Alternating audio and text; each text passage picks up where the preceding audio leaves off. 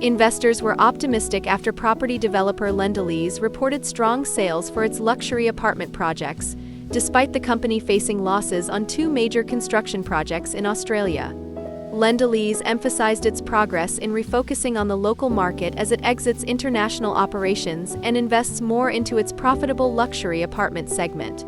Investors also supported Lendlease plans to expand in this area, as the company indicated it is in talks to acquire new sites or form joint ventures, benefiting from the successful sales of its existing projects. At the company's One Circular Quay project, approximately 77% of the luxury apartment units by value have been sold. Lendlease has achieved around $3 billion in unit sales across Sydney and Melbourne, which are anticipated to generate future profits.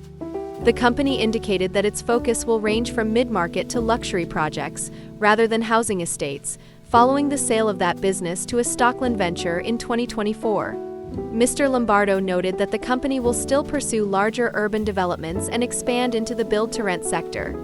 He expressed hope for a potential rate cut, which could enhance affordability. It'll probably give the market a little bit more confidence to proceed with larger transactions, he stated. He also highlighted Lendlease's progress in divesting its international construction operations, including exiting from U.S. military housing and selling its stake in the local infrastructure business Capella Capital. In early trading, Lendlease shares dropped by 32 cents to $6.42, as the market reacted to the unexpected losses in its building unit, but recovered to $6.77 due to positive overall outlook.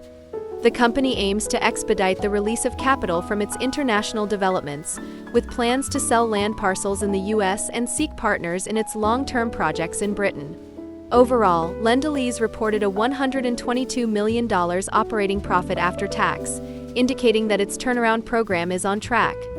The company is shortlisted for projects including Melbourne's Arden Precinct and Sydney's Blackwattle Bay. Lendlease reported a net profit after tax of $48 million, which included a $74 million loss from property devaluations. The company has reduced its gearing to 27% and has $2.6 billion in liquidity available, along with strong cash flows from the sale of offshore businesses and apartment settlements at Barangaroo in Sydney. It has completed about $2.2 billion in disposals as it exits international development and construction, indicating it is on track to achieve $2.8 billion in sales for this financial year.